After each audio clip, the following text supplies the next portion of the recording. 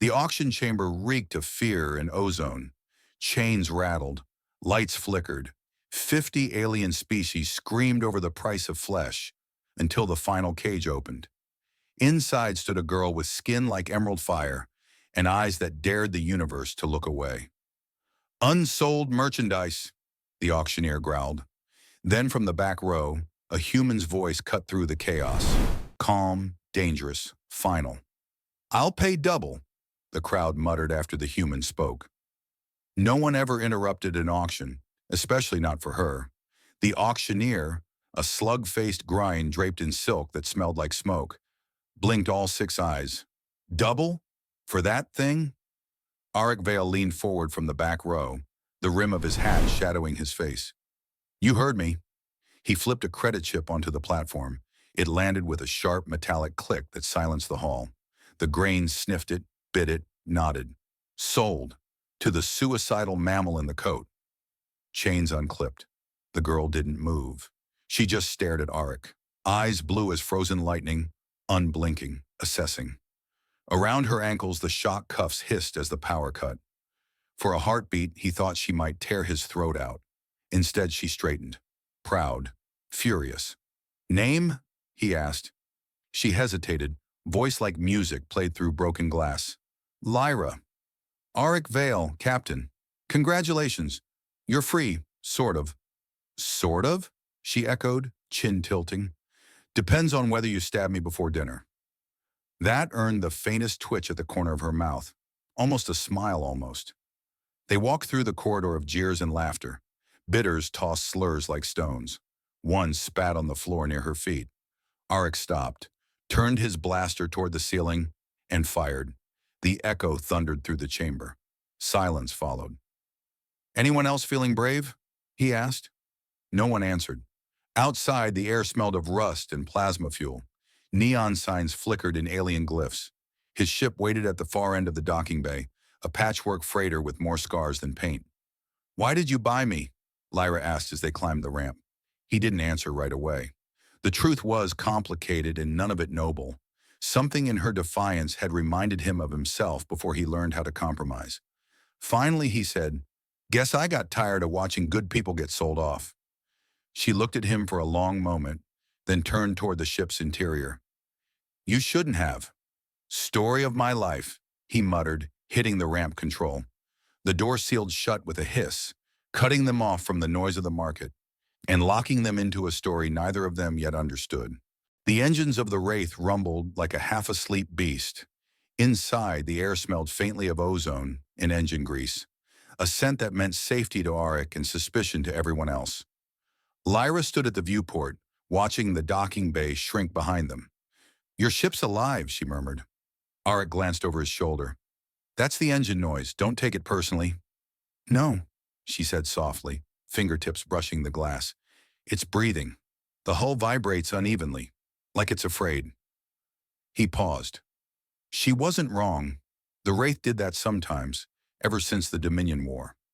"We're all afraid," he said, moving to the console. "Ship fits the crew."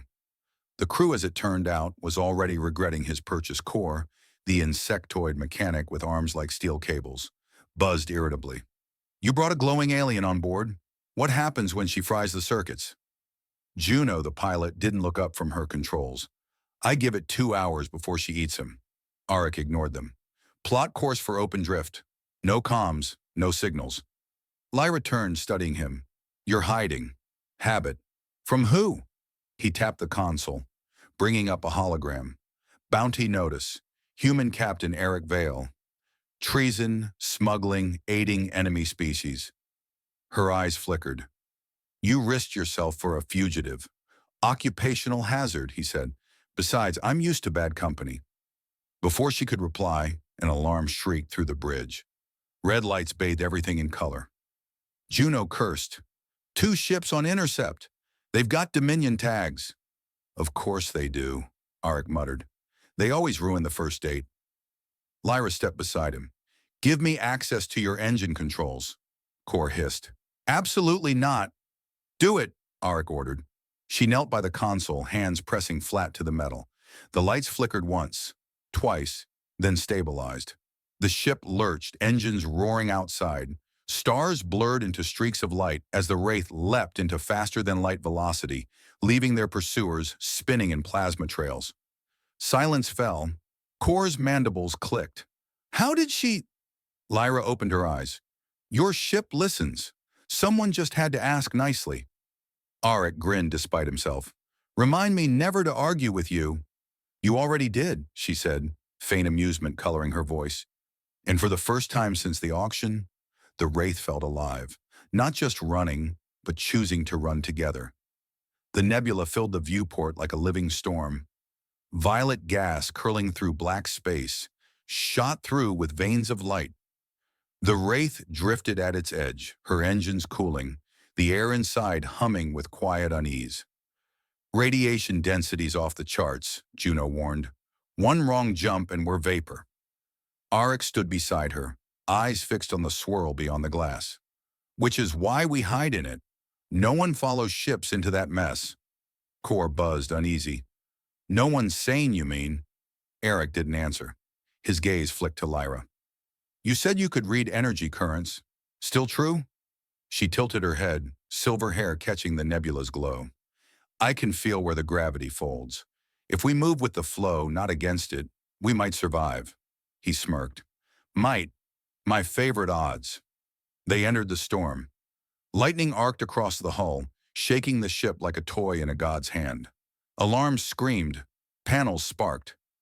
Lyra steadied herself against the wall, eyes closed, whispering something in a language no translator recognized. The vibrations steadied. The shriek of metal softened. Tell me you just prayed, Auric said.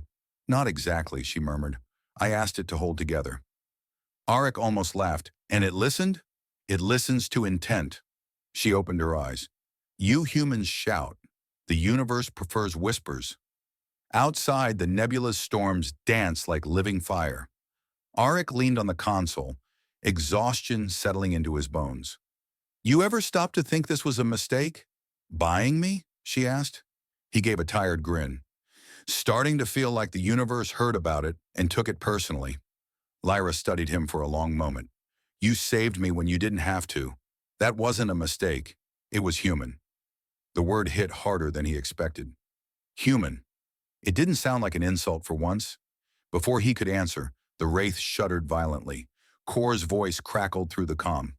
Captain, they found us. Dominion scout just dropped from warp, coming straight through the storm. Auric straightened, jaw tight. Of course they did. All right, everyone, buckle in. Lyra met his eyes calm amid chaos. Then let's show them what survival looks like. And together they dove deeper into the storm. Hellion Station hung in orbit like a rusted crown, its rings spinning slow against the glare of a dying sun. The docking bay smelled of fuel, metal, and danger disguised as opportunity. Auric walked beside Lyra through the narrow corridor, both wrapped in heavy coats to mask their identities. Her green skin shimmered faintly beneath the fabric, betraying her even when she tried to hide. Try not to glow, he muttered. I'm not doing it on purpose, she whispered back. Emotions trigger it. Then stop having any. That earned him a look sharp enough to cut steel, but she smiled despite herself. Inside the crowded market ring, voices echoed in dozens of dialects. Juno led the way toward a small repair stall, run by a wiry mechanic who owed Auric more favors than credits. Kor followed, muttering about traps and bad luck. Lyra felt the tension before anyone spoke, the faint static of betrayal humming in the air. The mechanic's eyes darted toward the shadows. Eric caught it too late.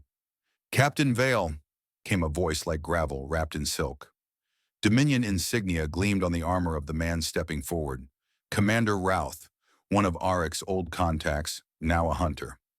Around him, armed soldiers emerged from the haze. Drop the weapon, Routh said. You've got something that doesn't belong to you. Auric's pulse kicked up. If you mean my conscience, you're years too late. Lyra's eyes widened as Routh produced a small device pulsing with green light. Verdanthi tracker tuned to her genetic frequency.